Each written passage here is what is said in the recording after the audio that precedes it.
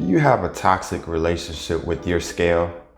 Well, if so, you can get help today by calling our free hotline at 1-800-THE-SCALE. What's up, YouTube? MrForeverFit here, your favorite online coach, bringing you the truth in health and fitness. And we are back with another video. If you're new to the channel, welcome. And to all my subscribers, the ForeverFit gang, I appreciate your ongoing support.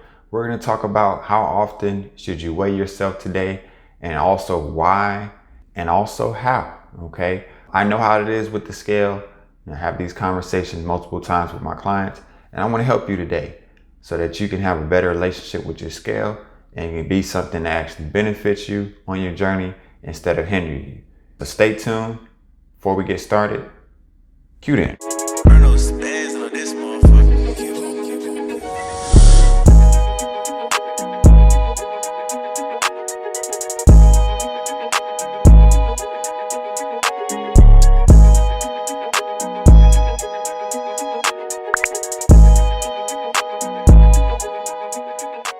And we are back. Welcome back, family. A few housekeeping rules before we get started. If you get value from what you see and hear today, don't forget to give the video a thumbs up.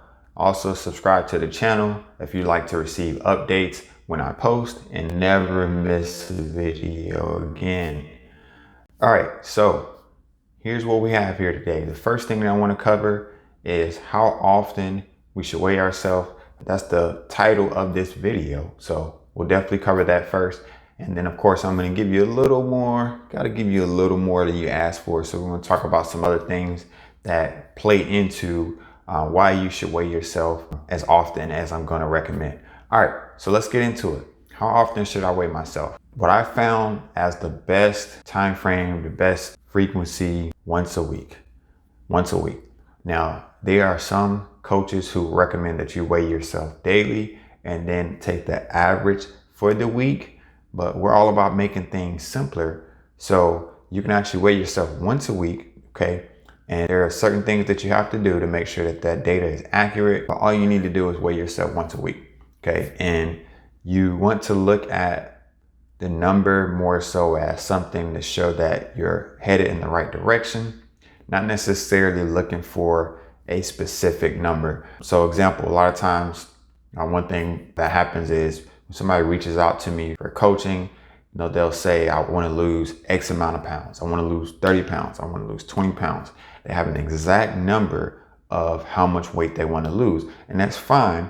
But there are some issues with that. Once you start losing fat, and especially if you're on a resistance training program, you're also building muscle, that number, the number that you need to hit, may not be the actual number. So what I mean by that is that you may get to the look that you want and get into the shape that you want, but the number on the scale may not be that number that you originally thought it needed to be, okay? So that's one thing we have to look out for. So we got weighing once a week, okay? Now, how you should weigh yourself is also very important, because a lot of times we can do things when it comes to how we weigh ourselves that will actually make that data that we're getting from the scale basically useless, okay? So to give an example of how this works, whenever there's a scientific study that is done, there's always what's called a control group. And what the control group is a group to where they keep everything the same, because they're going to use that group as a basis of comparison. And then with the other group, they're going to change something, okay? So when it comes to weighing yourself, here's a quick checklist on the things that you need to control or keep the same, okay? Number one, around the same time each day, okay? Number two, on an empty stomach, go to the bathroom if you need to. Number three, never after a workout. It changes how your body functions when your muscles are sore and fatigued. Number four, first thing in the morning. And this one is not a have to, but it is a highly, highly recommended tip that you take. The reason being is once you start adding food to the equation, basically you would have to have around the same amount of food or a similar type of meal to not throw off the data that you're getting from the scale. So once again, we're trying to simplify things. So just to keep things simple, first thing in the morning on an empty stomach, after you use the bathroom, that's the best time to weigh yourself. So there's something that's called body composition, and body composition will always be more important than the number on the scale. And you may say, well, how can I tell I'm making progress if the number on the scale doesn't matter? Well, there's actually several different ways that are even better indicators of progress than the number on the scale.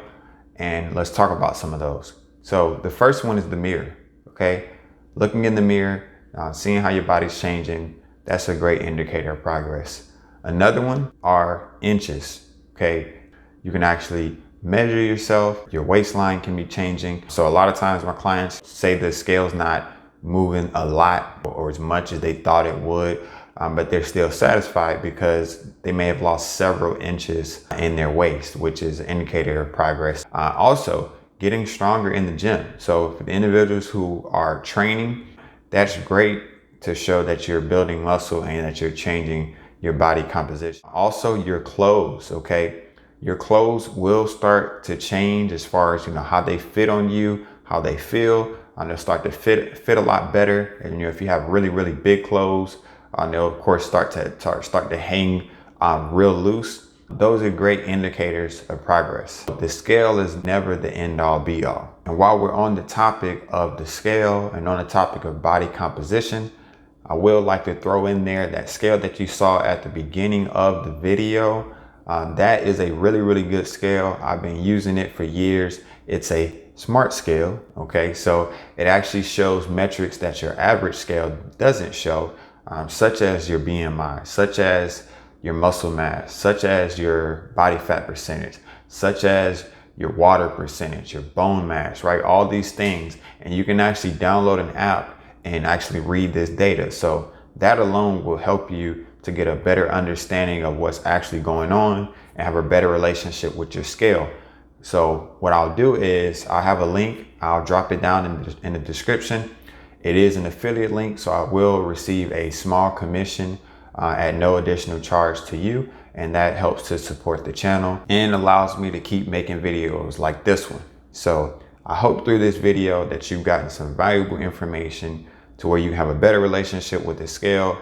And once again, have it be something that helps you along your journey, not hinders you along your journey, ladies and gentlemen. Don't forget to like the video, give it a thumbs up, subscribe to the channel if you want to receive updates every time that I post, and stay tuned for more content. Peace.